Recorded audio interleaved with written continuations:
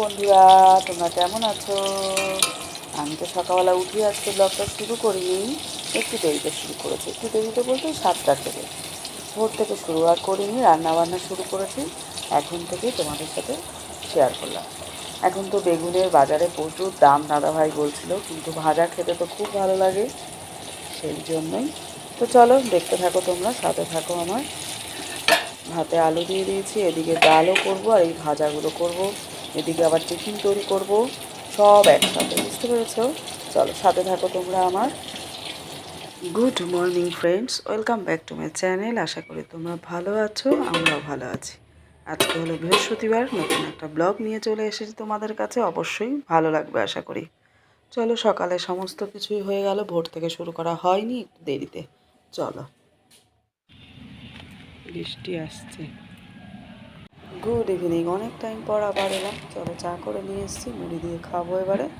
সকাল থেকে একই রকম গেল, বিকেলে দেখো 5:30 এখনো হয়নি, গড়িয়ে এসছে যেন অন্ধকার। 5:30 বাজে, কি অবস্থা আকাশের আজকে! সারা দিন সকাল থেকে এই পর্যন্ত কোনো রোদ সেরকম নেই, মেঘলা আকাশ, তেমনি গরম, বিভৎস গরম, খুব কষ্ট হয়েছে।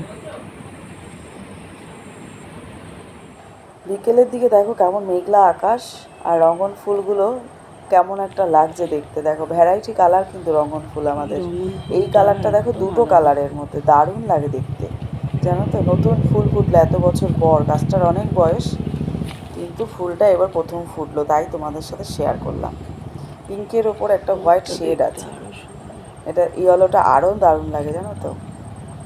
গাছটা জায়গা বদল করাতে ইয়েলোটাও ফুল ফুটছে, আর এটা এবার প্রথম ফুল ফুটলো। চলো, রাতের রান্না করতে হবে, তাই জন্য ভাত বসিয়ে দিয়েছি আগে এসে, ফুটে গেছে তাই অফ করে দিয়েছি। 8:30 বাজে, ভাত বসিয়ে দিলাম। 11টা 10-15-এর মধ্যে ওকে শোয়াবো আজকে, কারণ মর্নিং স্কুল তো, তাড়াতাড়ি না উঠলে হবে না। আর তাড়াতাড়ি না আসলে ঘুমটা ঠিক মতো না হলে আবার শরীর খারাপ করলে আর এক মুশকিল। এই কাপড়গুলো দিতে হবে। চলো, মাথা ভীষণ যন্ত্রণা করছে মাইগ্রেনের, ওর কাছে গিয়ে যে বসবো, বসতে পারছি না, এই চৌ বরাবর ব্যথা করে যাচ্ছে। একটু চা খাবো।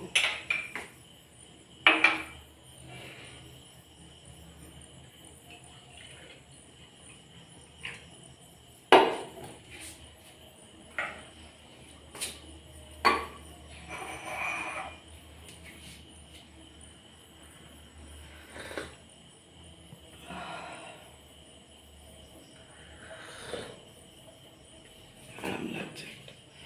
এই গুমোট ওয়েদারে না মাইগ্রেনের ব্যথা হয় ভীষণ চোখের মধ্যে। চলো,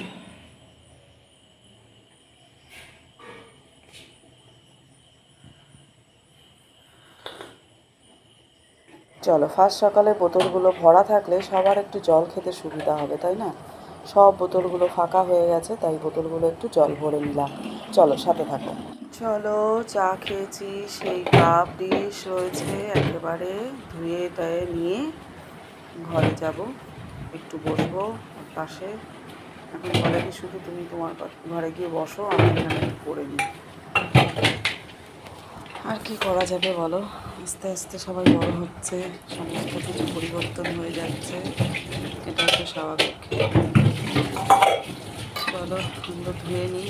ঘুমোট ওয়েদারে ভীষণ মাথা ধরেছে, মাইগ্রেনের ব্যথা সহ্য করতে পারছি না, তবুও তো এগুলো করতে হবে, কিছু তো করার নেই, তাই না? জল ভরে এখানে রেখে দিলাম। Good morning friends, welcome back to my channel. আজকে হলো শুক্রবার, উঠেছি 5:30, এখন 6:10 তোমাদের সামনে এলাম, কারণ বাইরেটা পুরো পরিষ্কার করে ঝাড়পোছ দিয়ে, তবে ঘরটা ঝাড় দিয়ে আগে বেরিয়ে গিয়ে বাইরেটা করেছিলাম, বুঝেছো? সেটা তোমাদের সাথে একটু দেখালাম।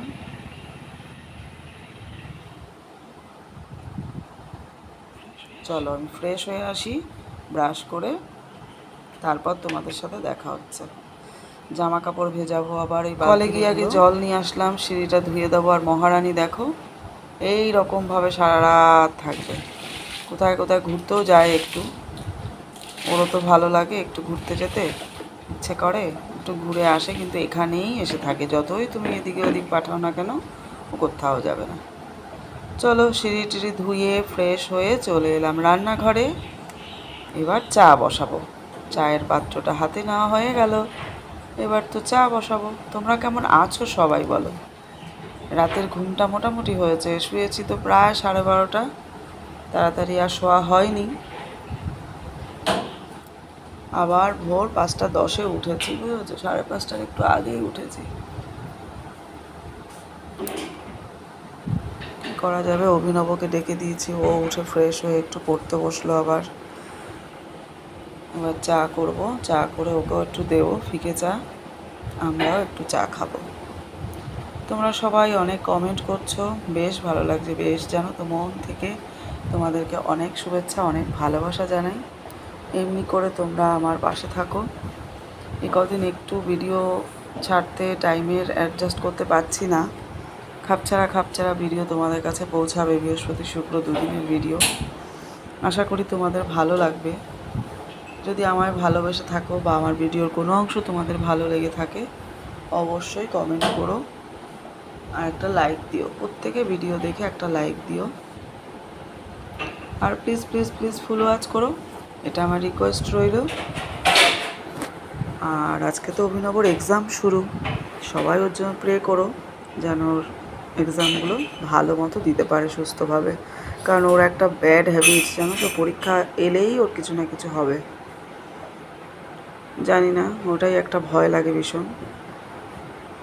প্রতি পরীক্ষা আসলেই ওর কিছু না কিছু হবে। সুস্থ আছে, হয়তো পরীক্ষা চলাকালীন ওর কিছু না কিছু হয়ে গেল, এটাই আর কিছু না। চলো, ওই জন্য ব্যস্ত। যদিও ও টিফিন নেবে না, কারণ পরীক্ষার সময় থাকে না।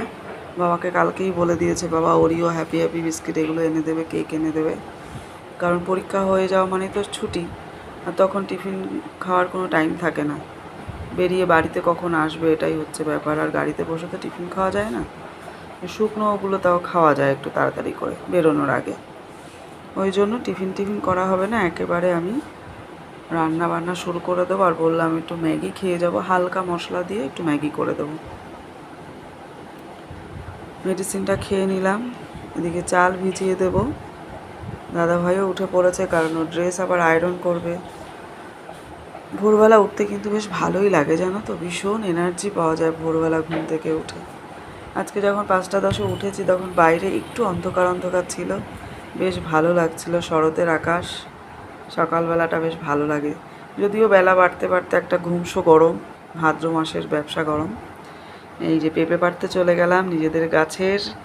দারুণ অভিজ্ঞতা, দারুণ আনন্দ, দারুণ মজা। একটু পেকে গেছে পেঁপেটা।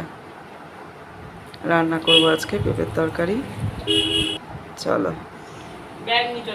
কাটাকুটি চলছে ফুল দমে। এদিকে আমার অভিনব রেডি, বেরোবে। এই যে প্রণাম করতে গেছে। শেখাতে হয়তো না ওদেরকে, বলো, না শেখালে ওরা শিখবে কি করে, জানবে কি করে। আমাদের যিশু বাবার কাছে প্রণাম, আমাদের যে ঈশ্বর, আমাদের যে গৃহের কর্তা,